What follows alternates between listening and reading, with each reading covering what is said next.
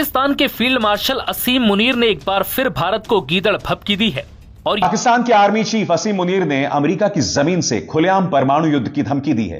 America आ जाए क्योंकि अब खरीदा हुआ है, उसी की उंगली पे हम नाच रहे हैं। ये बड़ी अच्छी बात कही है। आर्मी नाच रही है, सारा पाकिस्तान नाच रहा है, तो आ जाए।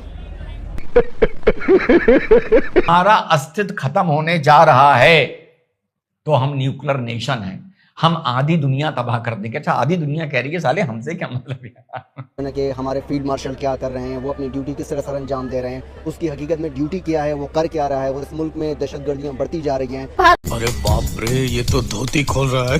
बेसिकली आसिम मुनीर ने यह बोला कि अगर मानिए कि अगर भारत एक मर्सिडीज है, एक लग्जरी गाड़ी है मर्सिडीज, और पाकिस्तान एक कूड़ा उठाने वाला डंपर है, उसने खुद बोल रहा है अपने मुंह से कूड़ा उठाने वाला डंपर, अगर दोनों भिड़ गए तो नुकसान किसका होगा? मर्सिडीज का नुकसान होगा, जाहिर सी बात है। भारत का तो ना ईमान है, ना खुदा है, अस्तगफिरुल्लाह, ना कुछ है, ना कुछ है, कुछ भी नहीं है, लेकिन फिर भी वो हमसे बेहतर है। कार्यक्रम में गए लोगों को अपना मोबाइल अंदर ले जाने की इजाजत नहीं थी और असीम मुनीर ने जो कहा इसका वीडियो नहीं बनाने दिया गया। और ना उसमें हिम्मत है, उसने हमें ही खराब करना है, अपने पाकिस्तान को ही खराब करना है। ऐसा क्यों है? अभी जो जंग हुई है उसको देखते हुए आपको क्या लगता है? जंग हुई है, हमारे ये जो सिविल लोग हैं वही शहीद हुए हैं ना, या हमारे बच्चे जो उसमें आर्मी में गए हैं वही शहीद हुए। इनको क्या हुआ है? आप मुझे बता दें, इनको हुआ क्या है? कोई इनका बेटा फौत हुआ है, कोई मुर्दार हुआ है, शहीद तो मैं नहीं कहूंगी, कोई इनके बच्चे, कोई इनके भाई, कोई इनकी बीवियां, कोई इनकी बेटियां, कौन मरी है? मैं तो शहीद नहीं होने, शहीद का लफ्ज मैं नहीं इस्तेमाल करूंगी, खासकर इनके लिए। तो अमेरिका के साथ तो बड़े अच्छे ताल्लुकात है पाकिस्तान के, तो अमेरिका के पास तो मैं तो कहती हूँ अमेरिका आ जाए, क्योंकि अब खरीदा हुआ है, उसी की उंगली पे हम नाच रहे हैं, आर्मी नाच रही है, सारा पाकिस्तान नाच रहा है, तो आ जाए। हमारे बच्चों का मुस्तकबिल खराब हो गया है, हमारा मुस्तकबिल, हमारे बच्चे यहाँ नहीं कमा रहे हैं, बाहर कमा रहे हैं, बाहर से आके इनके पेट हम भर रहे हैं। हमारा तो खून का एक एक कतरा इन्होंने पी लिया। पाकिस्तानी अवाम इतनी मजबूर है, लेकिन कोई बात नहीं करता, अवाम बात नहीं करता। ये जो बाहर निकलते हैं इमरान खान की खातिर, ये अवाम नहीं है, कोई कीड़े मकोड़े हैं। आपको लगता है कि इमरान खान की हुकूमत सही रही है? क्योंकि नहीं कहते कि इमरान खान सही है, कोई भी सही नहीं है, हर एक इंसान अपने को देख रहा है, लेकिन उसमें जो पिसते हैं ना, हम जैसे लोग पिसते हैं। मतलब आम अवाम पिस रही है और बाकी सारे अवाम पिस रही है। बिल्कुल आपकी बात ये है कि आम आवाम पिसती दिखाई दे रही है, तो फिर हम भारत को धमकियां क्यों लगाते हैं कि हम ये कर देंगे, हम वो कर देंगे, हम न्यूक्लियर फेंक देंगे? तो भारत का तो ना ईमान है, ना खुदा है, अस्तगफिरुल्लाह, ना कुछ है, ना कुछ है, कुछ भी नहीं है, लेकिन फिर भी वो हमसे बेहतर है। वो तो हमसे इसलिए बेहतर है कि वो अपनी आवाम का सोचते हैं, अपने आवाम के बच्चों को सोचते हैं। अमेरिका भी नहीं सोचती, कोई भी नहीं सोचता, वो अपनी आवाम का सोचते हैं। और हमारे जो बैठे हुए हैं वो अपने पेटों का सोचते हैं। तो फिर हम चाइना और अमेरिका की गोद में जाकर क्यों बैठ जाते हैं मांगने के लिए? तो हम तो नहीं जाके बैठते, जो बैठते हैं, जो बड़े बैठते हैं ना, हम जैसे लोग तो नहीं बैठते। हम लोग जैसे तो यहाँ मार खा रहे हैं, मार खाने के लिए बैठे हैं। तो हम क्यों बर्दाश्त कर रही है ये सारा कुछ? क्या करें फिर, क्या करें, मजबूरी है। मैं तो कहती हूँ हम तो पाकिस्तान से एक दफा निकल जाए ना, तो खुदा की कसम कि मैं आल औलाद को ये नसीहत करूंगी कि पाकिस्तान का नाम नहीं लेना। इतना गुस्सा?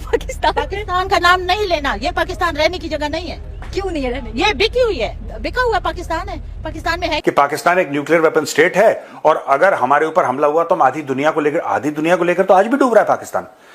पाकिस्तानी जाता है, ठीक है, पाकिस्तानी जाता है पाकिस्तानी पासपोर्ट लेके, तो सारे मेटल डिटेक्टर एक साथ गाना गाना शुरू कर देते हैं, पाक सर जमी शाद, एक साथ जो नेशनल एंथम है पाकिस्तान का, सारे मेटल डिटेक्टर जन जन जन जन जन एयरपोर्ट पे कब कभी फैल जाती है। इमिग्रेशन वाले कोने वाले कमरे में ले जाते हैं, लोगों के हाथ अपने होल्स्टर में रहते हैं, कुत्ते भौंकना शुरू हो जाते हैं, सारा माहौल बनता है। जब और कितना डुबाओगे दुनिया को यार, तुम डुबा रहे हो ऑलरेडी, विदाउट न्यूक्लियर वेपन्स तुम डुबा रहे हो। समझ रहे हो प्रोड्यूसर? ये जो कह रहे हैं कि पूरी दुनिया को, मुझे एक बात समझ में नहीं आती यार, इनकी स्पीच कौन लिखता है भाई? आसिम मुनीर की स्पीच कौन लिखता है? इनको ये, if he is representing his country, for example अगर वो पाकिस्तान को रिप्रेजेंट कर रहे हैं, मैं इस पर भी बात नहीं करूंगा, चलो हमें ठीक है, उसने 6 घंटे पहले बताया, डर गया वो कि वहां पे पाकिस्तानी इकट्ठा हो जाते, तहरीक इंसाफ वाले इकट्ठा हो जाते, और जो भी था उसको हाय हाय के नारे, वो अलग बात है, चलो ठीक है भाई, तू स्पीच तो ढंग की दे दे। इसने एक और बात बोली कि अगर भारत डैम बनाएगा तो हम उसके ऊपर 10 मिसाइल मार देंगे। आ रहा था अगला, हाँ 10 मिसाइल। यानी कि यार मुझे पता नहीं आईक्यू कमी है इनकी, there is something which is happening in Pakistan. It's too much of inbreeding, or I don't know. There is a serious lack of IQ. छोटी सी बात है। इंडस वाटर ट्रीटी भारत कहता है कि it's held in abeyance, we will divert water. सबसे पहले इन्होंने क्या बोला कि अगर पानी नहीं बहेगा तो खून बहेगा, हिंदुओं के पास लकड़ियां कम पड़ जाएंगी, ये सब डायलॉग बाजी मारे। अब ये क्या कह रहा है कि जब भारत डैम बनाएगा तब हम 10 मिसाइल मार देंगे। और भाई डैम बनने में लगते हैं 20 साल, तब तक कोई गारंटी नहीं है कि आसिम मुनीर जो है वो जिंदा रहेगा नहीं रहेगा। जिंदा भी रहेगा तो पोपला हो जाएगा। हाँ तब तो मालो नहीं बोल पाएगा। ठीक है, तो कहने की बात यह है भैया, सिंपल सी बात है कि आपको यह बोलना चाहिए था कि भारत ने जो एब्रोगेट करा है, ठीक है, हमने बात करी है, हम भारत को जो इंटरनेशनल कोर्ट ऑफ जस्टिस है वहां पे भारत को ले जा रहे हैं हम क्या क्या है मुझे ये बताओ।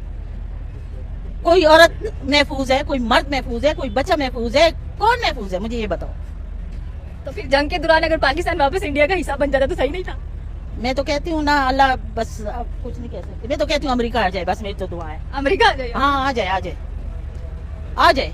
वैसे भी वो उसी का सिस्टम चल रहा है, पाकिस्तान पे उसी का सिस्टम चल रहा है। कौन सा हमारा सिस्टम चल रहा है? कौन सा हमारा कोई ख्याल कर रहा है? कोई भी नहीं कर रहा। तो वो आ जाए, कम से कम हर एक इंसान, औरत है, मर्द है, बच्चा है, अपना तो कमाएगा, खुद खाएगा, किसी के आगे हाथ तो नहीं फैलाएगा ना। हम तो सफेद पोश लोग हैं, हम तो वही बात है कि ना भूखे रह सकते हैं और ना जो है किसी से मांग सकते हैं। अटेंड करके बाहर निकले थे। डायरेक्ट कम्युनिकेशन, डायरेक्ट मुनीर की ये बोली बात सामने नहीं है, क्योंकि मुनीर ने ही मना कर दिया था कि अंदर मेरी कोई बात रिकॉर्ड ना कर लेना जब मैं भौंक रहा हूं।